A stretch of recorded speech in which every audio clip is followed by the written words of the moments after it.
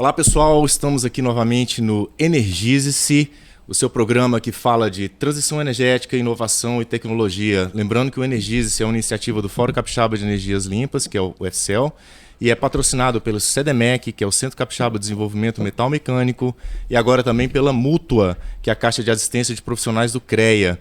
Hoje o nosso papo aqui vai ser bem interessante, porque é a primeira vez que a gente vai entrevistar um economista, e um economista especialista em energia, não é isso, transição energética, né? Exatamente. Professor Ednilson, muito obrigado por ter aceito o nosso convite aqui hoje. Eu acho que o nosso bate-papo vai ser bastante interessante.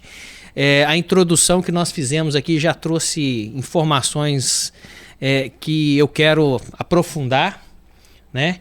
E para a gente começar aqui o nosso programa, se apresente aí para o nosso telespectador, fala quem é o professor Ednilson, o que é que você faz, suas linhas de pesquisa, né? Bom, eu que agradeço a possibilidade de estar aqui conversando sobre esse tema. É um tema não só interessante, mas importante e urgente. Eu sou Ednilson Felipe, sou professor do Departamento de Economia da UFS. Tenho trabalhado ao longo do tempo com o desenvolvimento regional do Espírito Santo e com as questões climáticas e energia, e dentro desse tema de energia, com a transição energética. Então, tem tempos, né, que a gente precisa passar de temas em temas, e hoje é um tempo de conversar sobre transição. Ah, muito bacana, professor. O senhor estava comentando aqui que o senhor trabalhou no projeto de descarbonização do governo estadual aqui, né? Descarbonização do Espírito Santo. Quais conclusões você ajudou a obter nesse estudo? Então, esse trabalho de descarbonização é um trabalho que está acontecendo, né? A gente terminou um de mobilidade elétrica e agora estamos trabalhando num de descarbonização. O governo ele tem um plano de descarbonização para o Espírito Santo com metas de descarbonização. Só que quem faz isso na prática não é o governo. Quem descarboniza são as empresas. Então, nesse sentido, a gente precisa aproximar das empresas para que elas, com algum tipo de incentivo, mudem seus processos produtivos, mude a tecnologia, mude a forma de fazer para que a emissão de carbono diminua. Então, na verdade, só ter um plano não basta. É preciso criar novas formas de incentivo para as empresas estarem dispostas a mudar. E toda mudança tem impacto econômico, né? Hoje, as tecnologias mais avançadas para descarbonização são muito mais caras do que a convencional. Então, qual vai ser a compensação para as empresas se elas entrarem no processo de descarbonização? É essa a questão, né? É essa discussão que a gente tem. Onde é que está a vantagem para a empresa? E aqui você falou também de mobilidade elétrica, né? Que é um assunto que está diretamente associado com a descarbonização. Nós estamos vivendo aí um boom de carros elétricos, né? Patinetes elétricas, bicicletas elétricas, tudo elétrico, né? Eu particularmente, eu tenho ficado pessoalmente incomodado com as patinetes e com as bicicletas, porque eles não respeitam... Quantidade de acidente eles não respeitam nenhuma lei de trânsito, entra na contramão, atravessa a rua igual malucos. Eu acho que... Não usa capacete, são crianças de 14, 15 anos, adolescentes, aí, completamente irresponsáveis. Então, acho que já teve caso de idosos sendo atropelados, uma inclusive veio a falecer recentemente lá no calçadão de Camburi. Então...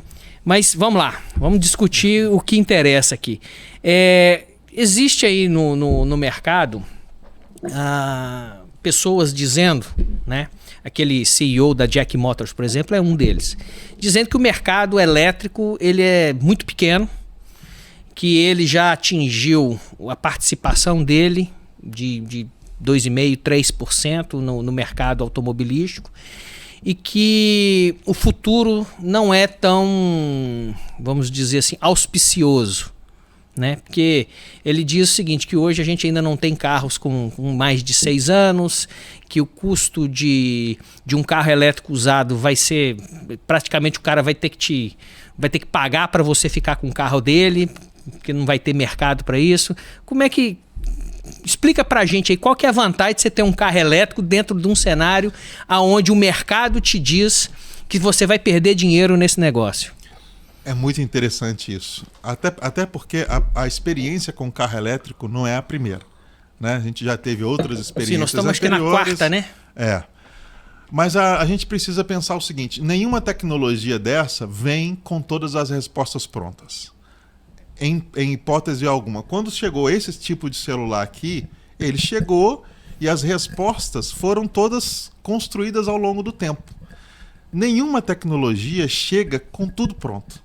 À medida que essa tecnologia vai se instalando, é que a gente vai vendo que ela vai buscando respostas.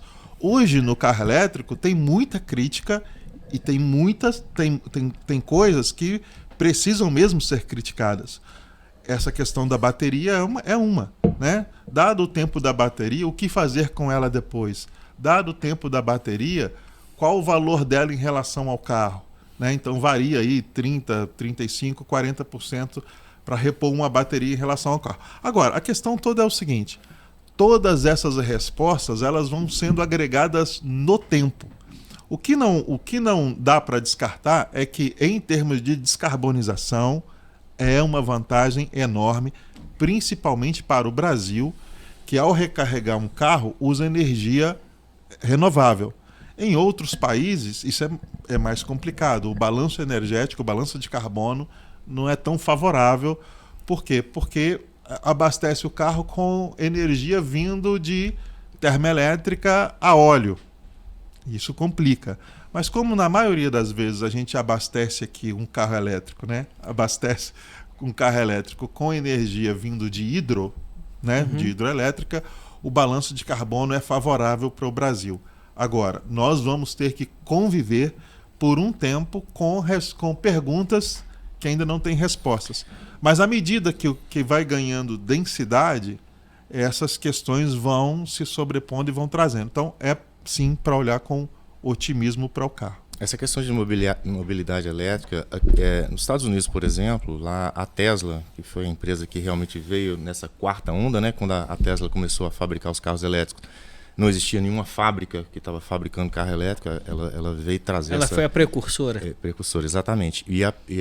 Ela teve a preocupação de montar uma rede de carregadores em todo o território americano.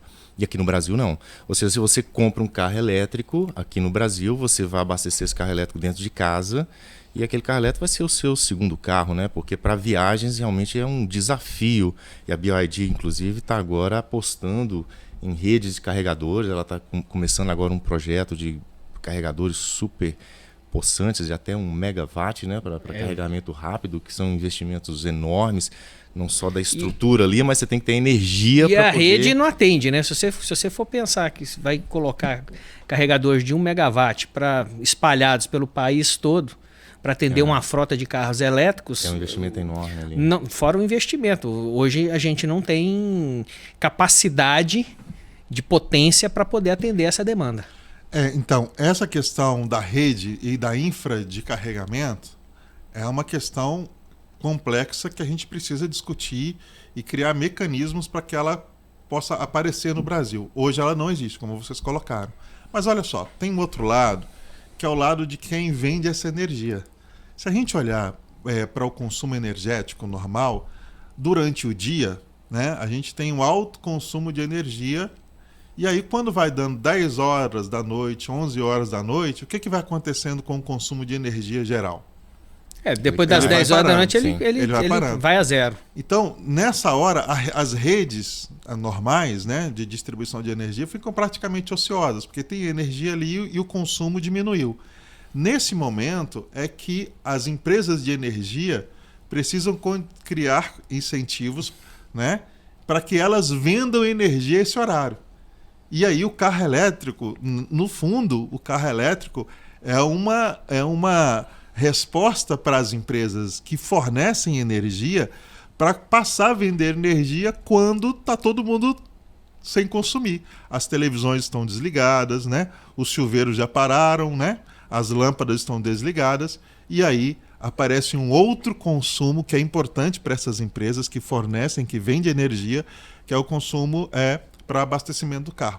Então há uma disposição de empresas de distribuidoras de energia a também, inclusive, em alguns pontos e com algum tipo de incentivo, instalar os carregadores. Por quê? Porque ela passa a vender, ela passa a ter um público consumidor que ela não tinha antes.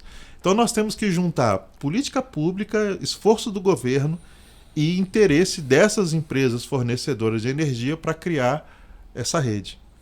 Queria tocar um assunto aqui também. A sua formação de economista e estudando essa questão de energia e voltando aqui a falar sobre a questão de descarbonização. A gente sabe aqui que no Espírito Santo, um problema que a gente tem nas nossas indústrias, principalmente aqui a Vale, a ArcelorMittal, etc., que não é possível, por exemplo, elas zerarem a emissão de carbono só investindo ali em eficiência energética. Eu acho que a gente inclusive até conversou até com o professor José Joaquim da UFES também, onde que para essas empresas zerarem, elas vão ter que fazer a captura de carbono, que é um processo também caro, é um processo que ainda está incipiente, né? Está em começo de estudo. Mas eu queria que o senhor fizesse a avaliação econômica aqui do nosso estado em termos de descarbonização dessas indústrias. Qual é a próxima fase agora? O que o senhor está achando que vai ter em termos de investimento? O Espírito Santo ele tem uma complexidade bem específica, porque é o seguinte: a descarbonização, o processo de descarbonização, ela é mais fácil ou mais difícil dependendo do setor. Então isso não é a mesma coisa para todos os setores. Uma coisa é fazer descarbonização numa indústria de confecções, outra coisa é fazer descarbonização numa indústria de alimentos. Ou de siderurgia? A outra é siderurgia. Por quê? Porque tem elementos ali que são intensivos em carbono, que é a questão, por exemplo, do próprio carvão, né? Energia através de carvão e todo esse processo. E aí, além da cadeia toda, considerar a questão do minério, do transporte do minério. Então esses setores, eles têm uma dificuldade profunda de descarbonizar. Não há, no horizonte de curto prazo, nem de médio prazo, possibilidade dessas empresas zerarem essa questão de emissão de carbono pelo processo produtivo. Elas teriam que mudar a tecnologia radicalmente. Muito radicalmente. Tem setores que eu passo a consumir outro tipo de energia, eu já estou diminuindo, né, a questão do carbono. Eu mudo a frota, eu já estou diminuindo. Mas tem setores que não. Tem setores que vai passar por muita dificuldade. Siderurgia, né, e metalurgia. Qual a especificidade do Espírito Santo? Boa parte do PIB está nessas empresas. Não, eu vejo a descarbonização de uma forma mais pragmática, né? Que é você ter um ambiente, um meio ambiente ali adequado para uma vida com qualidade, né? E dentro desse aspecto, para mim, a material particulado disperso na atmosfera até porque eu sou alérgico, é um problema para mim mais grave até do que a gente ficar discutindo gás carbônico, né, CO2, eu não sei. Para mim é o seguinte: emissões de material particulado, enxofre, são coisas que me preocupam mais, que me incomodam mais do que efetivamente saber que uma determinada indústria ela queimou não sei quantas toneladas de CO2, porque CO2 de certa forma é o gás da vida, né? Então eu queria fazer aqui a provocação para o senhor o seguinte: por que no caso da mobilidade elétrica, se é que ela é a solução, né? Por que não no transporte público? Né? E no caso, né, por que a mobilidade elétrica e não talvez a gente aproveitando a tecnologia que a gente já domina, a logística que a gente já domina, por que não álcool? Porque o álcool é muito mais menos impactante do que a gasolina ou diesel, né? Então a pergunta é exatamente essa: por que não começar, se vamos fazer a eletrificação da frota, por que não, através dos serviços dos serviços públicos de transporte. E se vamos fazer a descarbonização, por que não usarmos o álcool? Isso aí é muito interessante, absolutamente interessante. Então, em primeiro lugar, a gente vê que a gente tem uma descoordenação de política pública para a eletrificação no Brasil.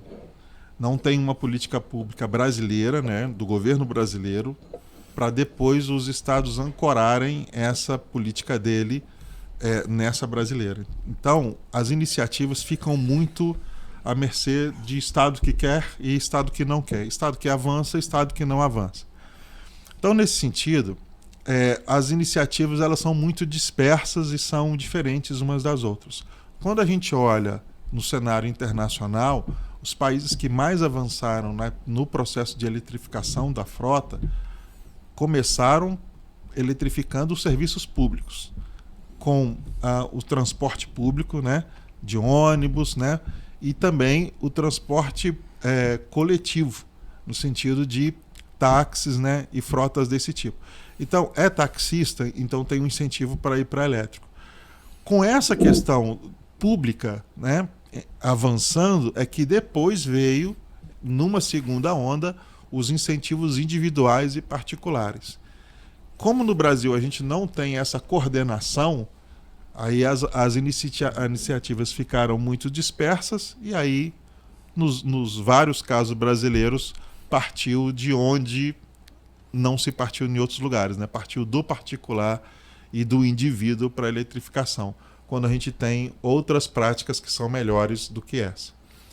Quanto à questão de por que ir para o carro elétrico, né, e não ir para outras formas de combustível, isso aí é interessante. A questão toda é que nós não temos hoje condições de fornecer para uma frota, por exemplo, de etanol, o mesmo volume que a gente tem condição de oferecer de energia. Se eu tenho que tirar um pouco do petróleo mesmo, o que eu tenho que colocar ali?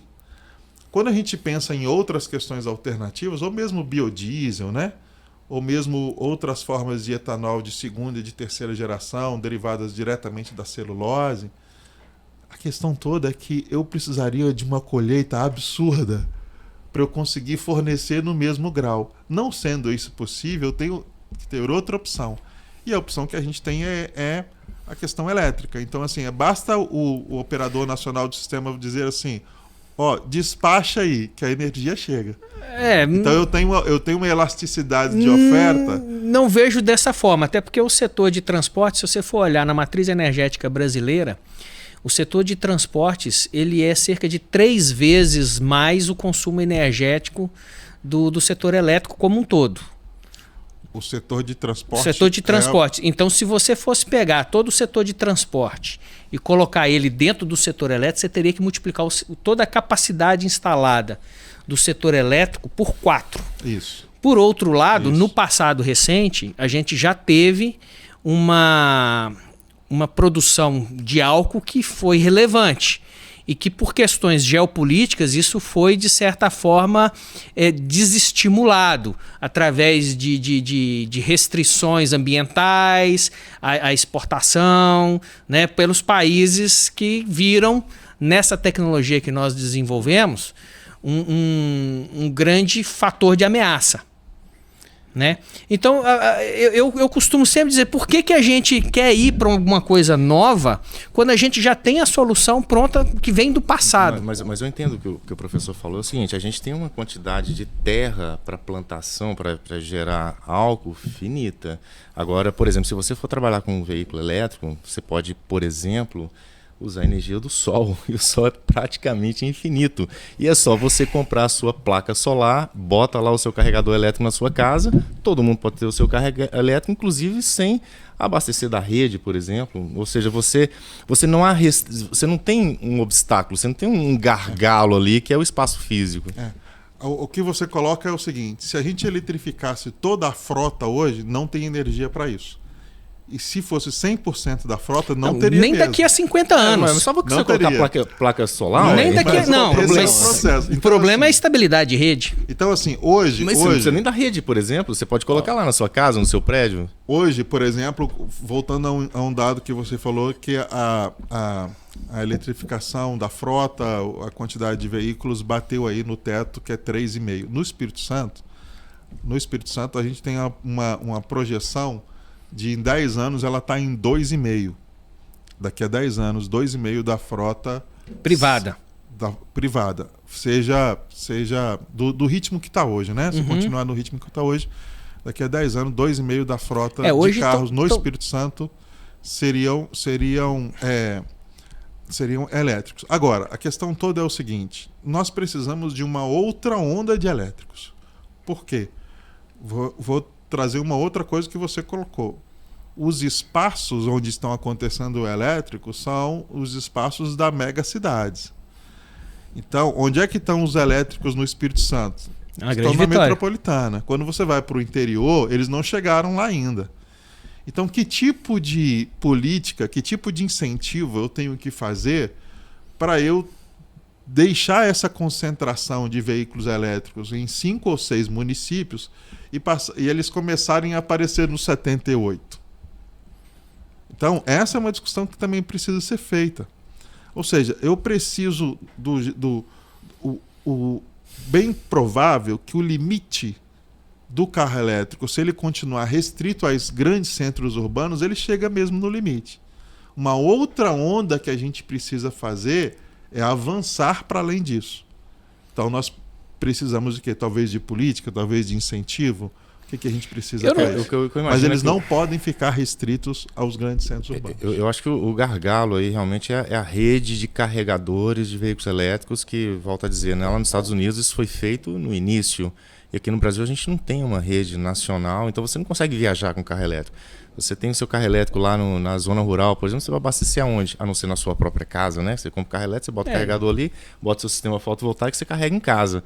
Mas se você for viajar, já era. Isso é muito complicado. O carro elétrico, o conceito de carro elétrico, ele existe como um segundo veículo de uma família, né, para trânsito eminentemente urbano. E tem que ser uma família que tenha para valer a pena o investimento num carro elétrico, que tenha um quilômetro rodado elevado, né? Por isso que, no caso do transporte coletivo, transporte público, um táxi, um Uber, um ônibus, isso faz sentido. Para uma pessoa física média, né, principalmente numa cidade como Vitória, que as coisas são relativamente perto, o deslocamento de uma pessoa pela Grande Vitória ele não chega a 15, 20 quilômetros por dia. Nós trabalhamos no estudo que a gente fez de políticas para a mobilidade elétrica no Espírito Santo, nós calculamos qual seria o deslocamento necessário para equivaler, né, a uma questão do valor dele, que é mais alto, para um valor menor, mas de combustão interna. Isso estaria rolando em torno de 180 km por dia. É muita coisa. Então a gente vê claramente que o incentivo não é econômico, porque é muito difícil alguém com um carro elétrico rodar 180 km por dia. Só a partir daí ele teria ganho econômico. A menos que seja um motorista profissional, né? Por isso a ideia do transporte público, né, que ou coletivo, que mais se aproximaria disso. No particular, a gente sabe que não chega. Então é mais uma evidência que hoje quem decide ir para o carro elétrico não vai porque vai ter ganho econômico. Ele tem outros motivos para isso. Não é o ganho econômico, porque efetivamente não tem. Eu não sei se o senhor está a par, mas tem uma fábrica de carros elétricos com previsão de instalação aqui no estado do Espírito Santo, em Soretama, a Lecar. O senhor está sabendo disso? Sim, eu ouvi assim, mas bem...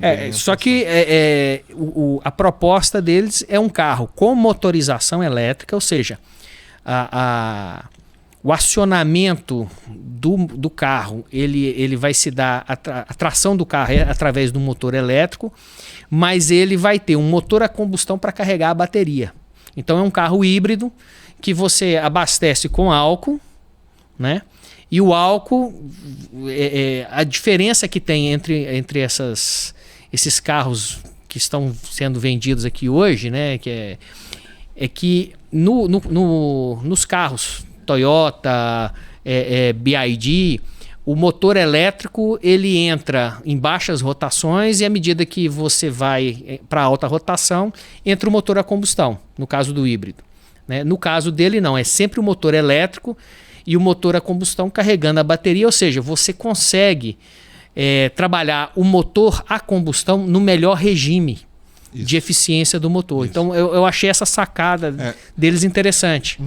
Dentro desse estudo que nós fizemos, assim, se você pega um carro e coloca, por exemplo, 1 litro nele, né, um carro de combustão e coloca 1 litro nele, ou você pega esse carro e ele pega esse 1 litro de gasolina, né, e transforma numa célula, por exemplo, e transforma em energia, e ele roda como elétrico, ele anda 40% mais como elétrico do que como combustão. Porque o motor a combustão é um motor ainda ineficiente. Ele tem cerca aí de 40% de perda, né, que transforma em calor. Né, na verdade, o motor a combustão mais eficiente ele tem uma taxa de eficiência em torno de 15%. Então, ele então assim, hoje, se a gente pega gasolina no mesmo carro, transforma em energia e roda como elétrico, sim, a gente tem ganho nesse sentido. Então, daí já percebe o seguinte, o carro ele é mais eficiente. Agora, é claro que tem outras coisas para estudar sobre ele, que aí tem um pessoal do IFES fazendo esse estudo, que é o seguinte, se eu coloco uma pessoa ou coloco 4 pessoas dentro do carro elétrico, qual é o rendimento dele a partir disso? Quanto que ele perde de eficiência? Se eu tenho o carro elétrico numa reta, ou se eu tenho ele subindo num grau de 30, um morro de 30 graus aí, qual é a eficiência dele? Então percebe que a gente não tem muitas informações sobre o carro elétrico em termos da sua eficiência. Porque ele não vai estar sempre em linha reta e não vai ser sempre vazio. Sim. A gente precisa ter estudos ainda que nos dê conta de entender a eficiência dele para as condições práticas que a gente vive. Se eu tenho que rodar 20 km ou tenho que rodar 20 km parando em 70, 80 sinais de trânsito, quanto que a eficiência dele cai? Esses estudos a gente ainda precisa saber. Senna, ao contrário de você, eu sou otimista em relação ao carro elétrico, tá? Você acha que está chegando um ponto e você mesmo acabou de dar um argumento, ou seja, a eficiência do motor elétrico é muito maior do que um carro a combustão. O carro elétrico tem uma série de vantagens em relação ao carro a combustão. Eu concordo com a questão da motorização elétrica. Eu acho que o futuro é da motorização elétrica. Eu tenho dúvidas com relação ao carro puramente elétrico. Eu já penso o contrário. Eu acho que a célula combustível ela vai vir substituindo a bateria. Eu acho que, na minha visão, a gente vai usar cada vez mais a energia do sol. Eu acho que o sol realmente é nosso grande fornecedor de energia, né? E totalmente abundante. E com o uso de carros elétricos, eu acredito que a gente vai aumentar muito o percentual. Mas, professor, eu queria conversar um pouquinho sobre desenvolvimento regional aqui. O senhor é economista, estudou muito essa questão de energia e também comparação entre os estados, né? Eu queria que... porque assim, um dos gargalos para o desenvolvimento é a energia, é o fornecimento de energia. Como é que o senhor vê, assim, o Espírito Santo ele tem crescido mais do que a média nacional durante vários anos, né? Pelo menos durante as duas décadas aí. E como é que o senhor vê a posição do Espírito Santo em relação a esse gargalo de energia para a gente continuar nesse pique aí de desenvolvimento? Isso é também uma questão muito interessante. O nosso modelo de crescimento da economia, né? Estamos aí há 50, 60 anos, né, de industrialização do Espírito Santo, e como o Brasil inteiro, e o mundo também, hoje é assim, crescer economicamente gasta mais energia. O nosso modelo é um modelo assim, para e passo. Se eu tivesse um modelo econômico que eu pudesse crescer economicamente, gastando menos energia, ou que a energia não crescesse no mesmo nível, a gente ainda teria uma folga de crescimento econômico, né? Mas hoje, cada 1% do PIB pressiona o fornecimento de energia. Então, a gente tem que estar o seguinte, não há possibilidade de desenvolver e crescer no longo prazo com a matriz do jeito que a gente tem. Ela vai ter que acompanhar. Como a gente não tem possibilidades de fazer grandes hidrelétricas como antes, e a gente também não quer ir para a geração de energia através de carvão ou de óleo combustível, nós vamos ter que ir para as energias mais renováveis, né? Então, o Espírito Santo, ele tem 2 grandes desafios: água e energia. No caso da renovável, o grande problema dela é a intermitência. Que hoje a gente tem uma sobra de energia e uma falta de potência, né, que é um contrassenso. Então, o ONS, que é o Operador Nacional do Sistema Elétrico, por exemplo, o nível de restrição à geração renovável, ela está atingindo percentuais em torno de 10% na programação diária. Né? Então, você tem aí 10% de toda a base, a potência instalada de eólicas e solares que estão sofrendo restrições na injeção de potência na rede, porque você tem que... Elas competem com fontes firmes, né, que precisam ser despachadas, normalmente termoelétricas, para evitar que você perca a estabilidade do sistema. Vamos colocar assim... O gasto de energia ele vai aumentando, vamos colocar assim, a partir de meio-dia, né? Uhum. Ele vai aumentando e aí 10 Chega horas num da pico noite... ali em torno de 15 horas da tarde. Não, vai um pouco mais. E aí depois ele começa a cair. E se a gente pegar as termoelétricas, por exemplo, as termoelétricas não, as fotovoltaicas, né? Elas... Quando a gente tem essa demanda mais à tardinha, ela não consegue fornecer. E ao dia, quando está outras fornecendo, ela conseguir. Então a gente tem um superávit aí e uma restrição. Ou seja, ela não pode despachar porque eu não tenho consumo para isso. E quando eu precisar, ela não vai conseguir fornecer. Então, a gente tem o modelo brasileiro de incentivar a produção de renováveis precisa ajustar isso aí. Né? Isso é uma questão de regulação. Mas esse ajuste é mais do que regulação. Esse ajuste ele é armazenamento. Precisa haver uma política que incentive as renováveis a proverem o armazenamento da energia excedente que geram, para poder entregar exatamente nesse momento. Isso. Aí nós vamos precisar de grandes avanços tecnológicos para criar formas de armazenamento.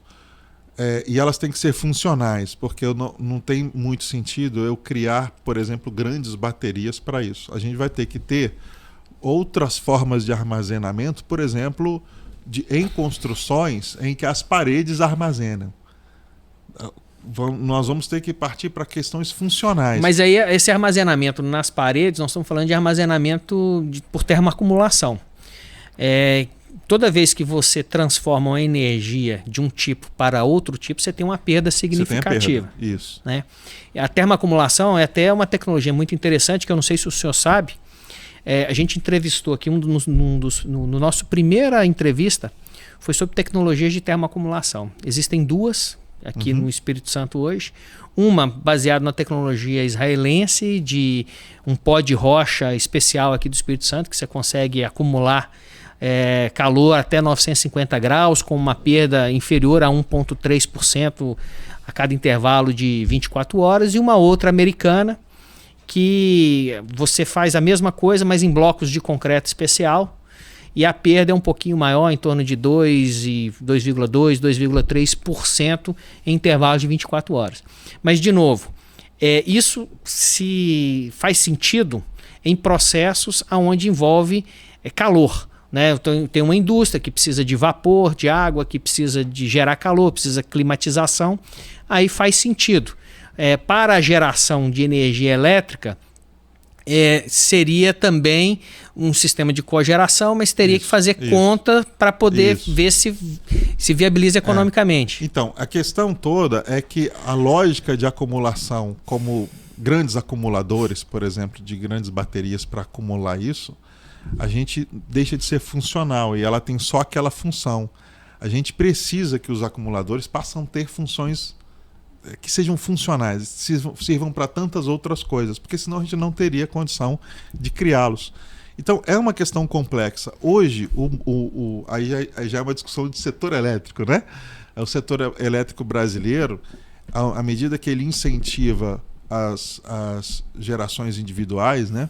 A fotovoltaica ou mesmo a eólica, né? Todos esses elementos que nos aproximam de uma geração mais renovável, não é limpa, né? Porque limpa é o sol apenas hoje, mas ela é renovável. A gente, por outro lado, a operacionalização do sistema ainda não permite que a gente use com toda essa potencialidade. Então tem um ajuste aí ainda para fazer e não há como discutir nem descarbonização, nem transição energética com um modelo elétrico que não está rodando bem. Não dá. Para a gente fazer tanto descarbonização quanto transição energética, o modelo elétrico brasileiro tem que se renovar também. Ele precisa de um outro salto. Esses desafios do sistema elétrico brasileiro estão sendo discutidos. Agora, a questão é que a gente tem avanços tecnológicos, por exemplo, de uso de energia numa velocidade e a mudança institucional do setor elétrico brasileiro numa velocidade bem menor.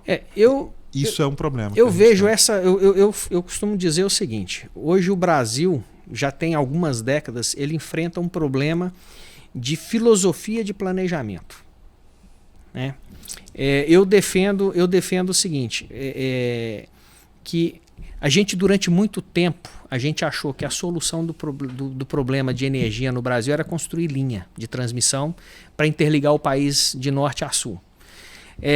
A construção dessas linhas levou a um aumento substancial do nível de perdas elétricas no sistema de transmissão, de tal sorte que hoje a gente chega a perder toda a energia de Itaipu só na transmissão de norte a sul, né? A gente despreza toda a energia gerada em Itaipu por conta de perdas elétricas, fora as perdas na distribuição. Então, existe uma tecnologia que a gente até entrevistou recentemente um rapaz da CEMIG sobre microredes, que é exatamente você pegar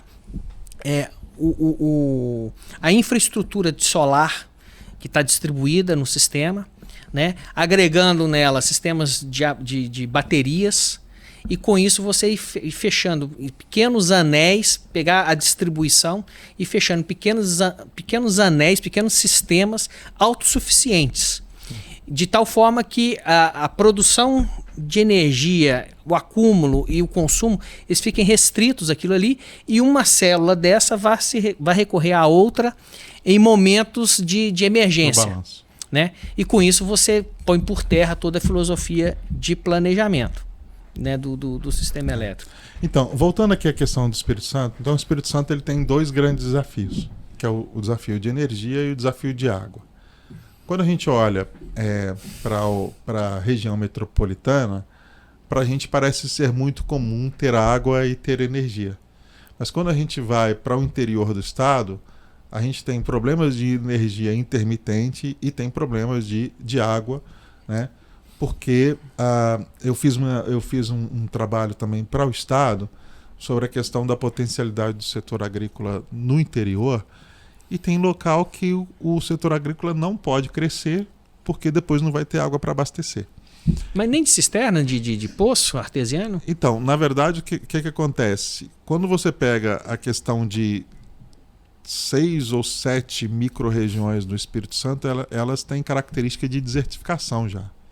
Então, nem nesse sentido a gente consegue. Nesses pontos a gente não consegue. Então, assim, como é que a gente vence dois desafios, água e energia? Isso passa necessariamente por uma questão de transição, né? Porque a gente precisa ir para um outro tipo de agricultura e a gente precisa ir para um outro tipo de energético. Hidroponia, talvez, né? E outro tipo de energético. Então, a gente tem que ainda que aproveitar no Espírito Santo a questão dos ventos, né? Porque a gente não tem energia aqui no Espírito Santo eólica. Na verdade, eu estava desenvolvendo um projeto para um empresário ali em Linhares. Só que o projeto parou porque a gente não tem conexão. A gente não consegue conectar nenhuma geração nova no Espírito Santo. Então, essa é outra problemática que precisa ser... E a gente tem o seguinte, ainda assim o potencial eólico no Espírito Santo hoje ele é mais forte offshore do que onshore. O que necessitaria de uma outra infra, né, de uma outra lógica e de outra economicidade. O que a gente sabe é que a gente precisa resolver as questões econômicas envolvidas nessas novas formas, né, para que a tecnologia ela avance. Porque a adoção de tecnologias novas, ou ela é forçada por uma questão de regulação, ou ela é incentivada por uma questão de ganho econômico. Tem que ter esses dois elementos, né? Então, hoje a gente sabe que a gente precisa criar vantagens econômicas para a adoção dessas tecnologias. À medida que essas tecnologias vão sendo usadas, elas vão ficando mais baratas e nós vamos conseguindo consumir energia mais renováveis, vamos dizer assim. Aqui no Espírito Santo, essa questão da energia eólica offshore, né, ela foi estudada inclusive pelo mapa eólico aqui do estado. E hoje já é viável porque você consegue captar acima de 100 metros, né? Até 150 metros, né? Então, e aqui no Espírito Santo você tem ventos, porém essas torres elas são muito caras e ainda está a nível mundial o investimento nisso é muito pequeno. Mas aí tem a tessegridade, que é a tecnologia aqui do Espírito Santo. Você está esquecendo a tessegridade. Principalmente para onshore, né? Que seria mais o eólico na terra. Você reduz ali o custo de implantação. A gente tem aqui no Espírito Santo fatores potenciais de 40% de fator de capacidade, que é elevado. Isso a 100 metros do nível do solo. Mas, professor, eu não sei se o senhor está a par. A China, apesar dela ser um grande produtor de bancos de baterias, né, de grande escala, não sei se o senhor está a par, ela está fazendo investimentos bilionários em usinas reversíveis para acumulação de água. Então, ela cria reservatórios artificiais em áreas montanhosas. Durante o período de baixo consumo, ela bombeia a água para esses reservatórios e no período de pico, né, de consumo, ela gera energia a partir dessas usinas. O estado do Espírito Santo ele tem uma geografia bastante interessante sobre esse aspecto, principalmente na região norte aqui do estado, com muitos vales entre pedras, que poderiam, por exemplo, a gente poderia estar resolvendo esse problema que o senhor falou, de água e de energia. A gente criaria ali um reservatório artificial, né? Bombearia a água nos períodos de baixo consumo, né? E usaria essa água para gerar energia nos períodos de pico. Por que a gente não pensa em algo como os chineses estão fazendo? Então, na verdade, assim, o que a gente percebe é que esse tema, né, que converge mudança climática, transição energética, descarbonização e a questão de segurança hídrica, essas questões todas vão se interligar lá na frente, que elas estão conectadas. Só que muitas pessoas ainda não conseguem ver isso como um todo, mas elas são um todo. Enquanto essas visões forem fragmentadas, as iniciativas são descoladas, completamente descoladas, até chegar a um ponto em que isso passa a ter uma coordenação.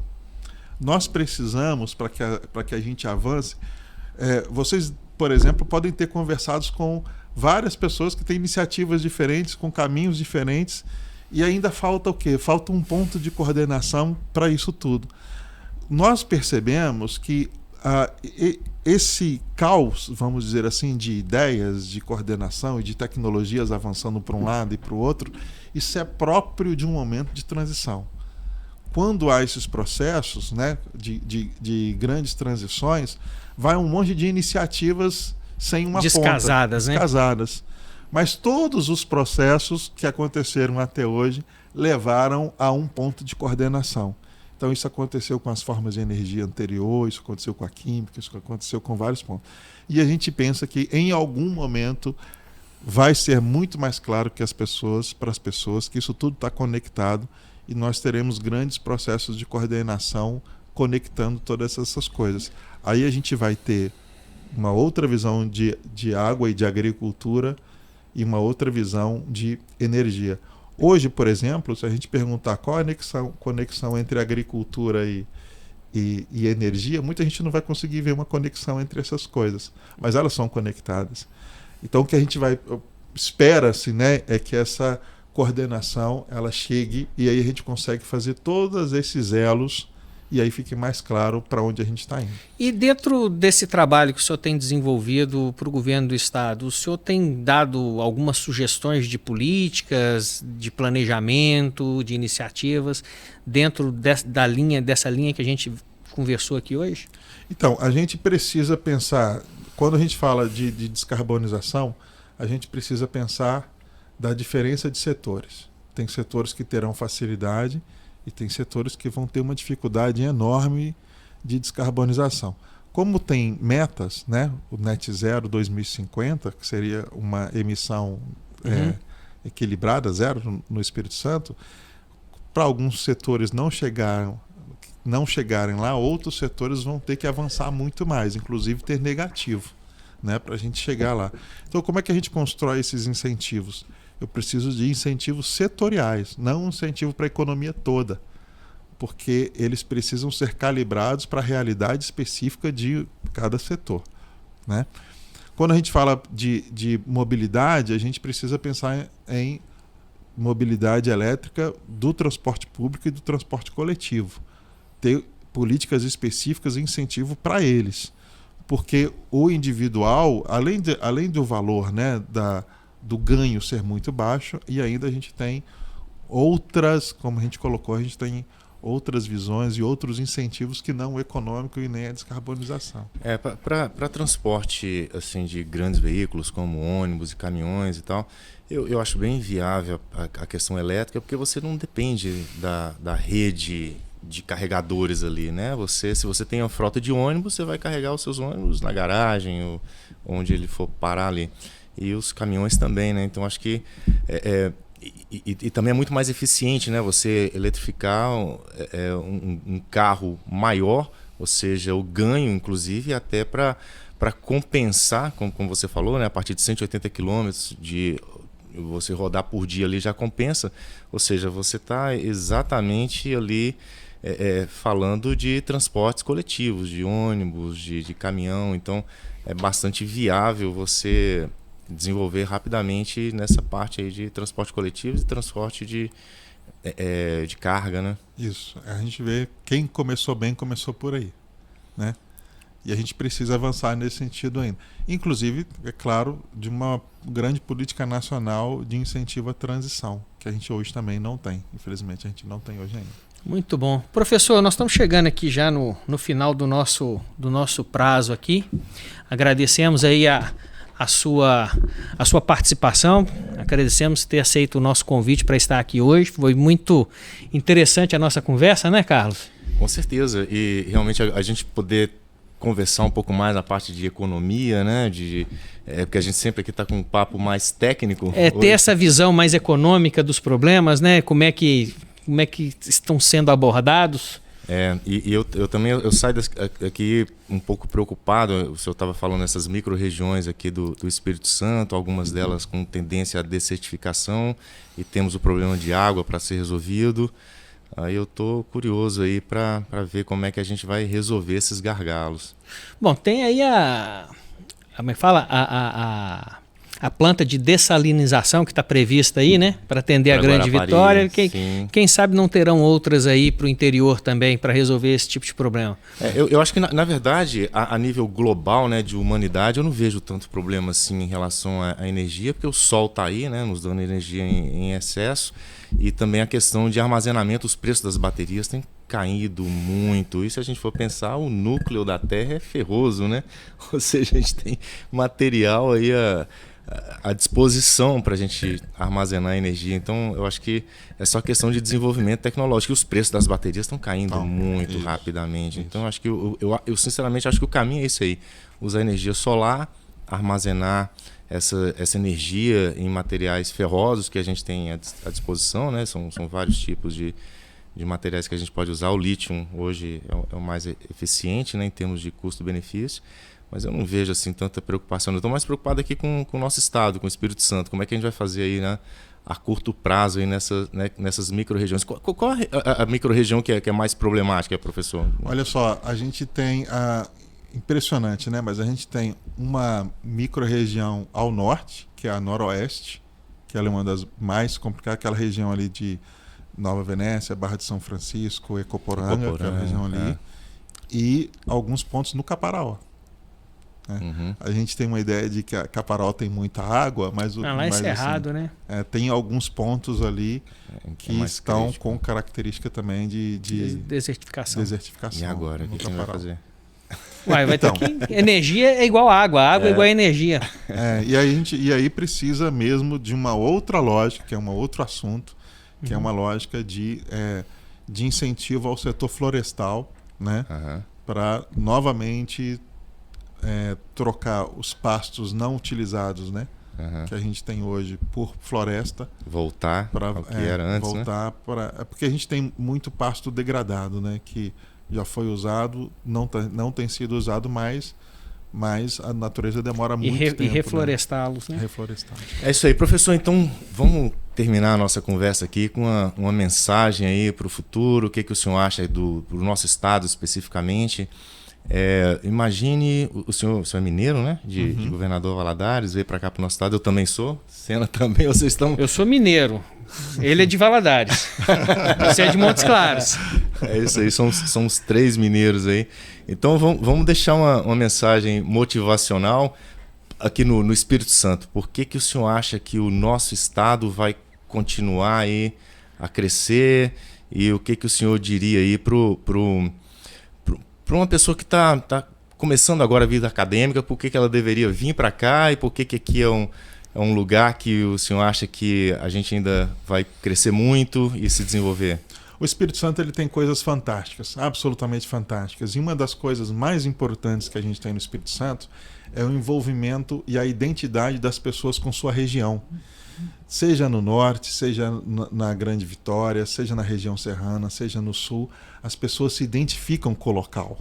E tem uma história ali, né? Então eles se agarram, né, a essa história e defendem aquele local. E a gente pode perceber que seja em situações, por exemplo, em locais do Espírito Santo com mais florestas, com menos florestas, com mais gado ou menos gado, ou com mais indústria, o importante que a gente percebe é que está no coração das pessoas o amor pelo Espírito Santo. E isso leva elas a defender o Estado.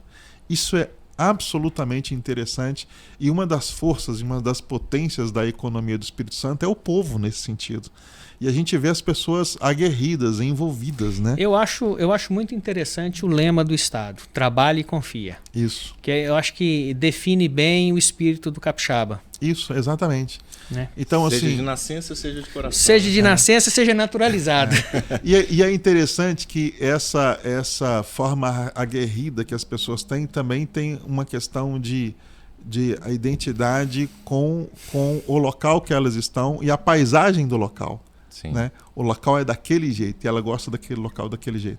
Então isso é muito interessante e é um diferencial que a gente tem no Espírito Santo e isso dá potência de desenvolvimento para o Espírito Santo. Então as pessoas se envolvem no desenvolvimento, se envolvem nas discussões, se envolvem nos interesses e isso leva o Espírito Santo a uma continuidade de crescimento. Se somado a isso a gente tem um governo cada vez mais organizado e antenado com as políticas públicas de ponta, o Espírito Santo tem tudo para continuar crescendo. Muito isso aí. Bom. Professor, muito obrigado aí mais uma vez por ter aceitado o nosso convite, viu? E obrigado a vocês aí por terem nos assistido até agora. E siga nossos canais e curta nossos vídeos. E estamos aí. Não perca o próximo episódio, que vai ser, vocês sabem, é sempre um melhor que o outro.